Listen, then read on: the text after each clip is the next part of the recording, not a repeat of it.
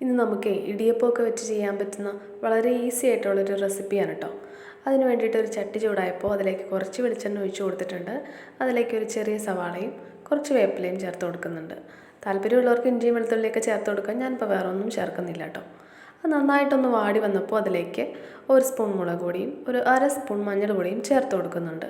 കാശ്മീരി മുളക് പൊടിയാണെങ്കിൽ കുറച്ചുകൂടി നന്നായിരിക്കും, അപ്പോൾ കുറച്ചുകൂടി കളറൊക്കെ ഉണ്ടാവുമല്ലോ. അതോട് ചേർത്തിട്ട് നന്നായിട്ട് അങ്ങ് ഇളക്കി കൊടുക്കാം. ആ പച്ചമണം ഒന്ന് മാറുമ്പോൾ നമുക്കൊരു 2 തക്കാളി ചെറിയ പീസായിട്ട് ചേർത്ത് കൊടുക്കുന്നുണ്ട്. അത് നന്നായിട്ട് പഴുത്ത തക്കാളിയാണ് കേട്ടോ നല്ലത്. അത് നന്നായിട്ടൊന്ന് വാടി വന്നപ്പോൾ അതിലേക്ക് ഞാൻ കുറച്ച് മസാലപ്പൊടി കൂടി ചേർത്ത് കൊടുക്കുന്നുണ്ട്.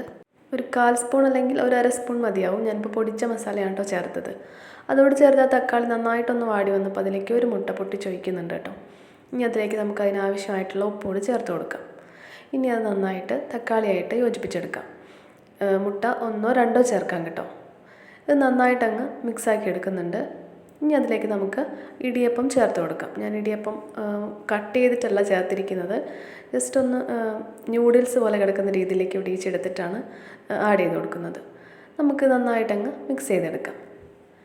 ഇനി അതിൻ്റെ മുകളിൽ കുറച്ച് മല്ലിയില കൂടി ചേർത്ത് കഴിഞ്ഞാൽ സംഭവം റെഡി.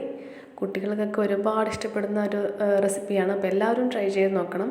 ഇടിയപ്പം കഴിക്കാൻ ഇഷ്ടമില്ലാത്ത കുട്ടികളും കൂടെ ഒരുപാട് കഴിച്ചു പോകുന്ന ഒരു റെസിപ്പിയാണ്. തീർച്ചയായിട്ടും ട്രൈ ചെയ്ത് നോക്കണം. അപ്പോൾ അഭിപ്രായങ്ങൾ പറയണം.